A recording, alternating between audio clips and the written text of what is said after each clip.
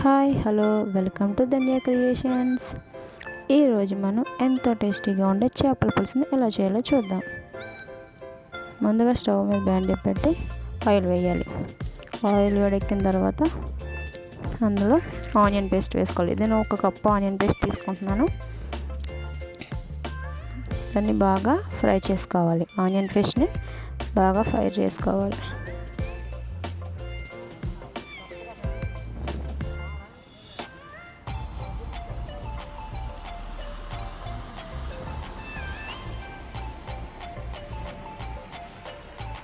కొంచెం colour change అవుతుంది కదా,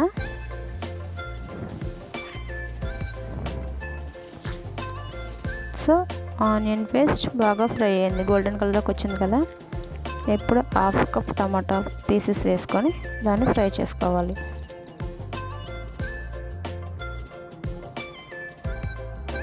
ఇది ఫ్రై అయింది కదా.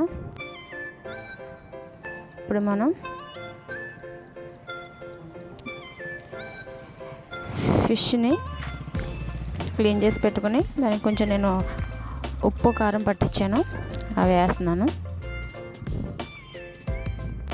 అవి వేసిన తర్వాత అల్లం వెల్లుల్లి పేస్ట్, గరం మసాలా, 2 స్పూన్స్ కారం,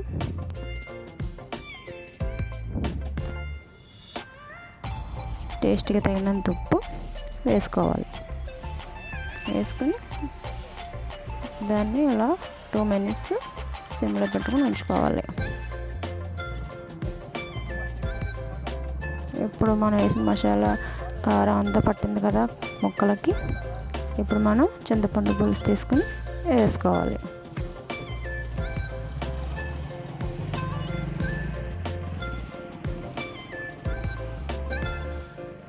ఇప్పుడు మన పులుసు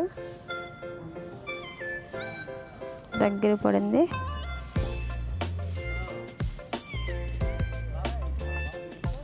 ఇప్పుడు కొత్తిమీర వేసుకొని మనం దించేసుకుని సర్వింగ్ బౌల్లో వేసుకోవాలి. ఇప్పుడు ఎంతో టేస్టీ అయిన చేపల పులుసు రెడీ. ఈ వీడియో మీకు నచ్చినట్లయితే లైక్ చేయండి, షేర్ చేయండి. Thank you.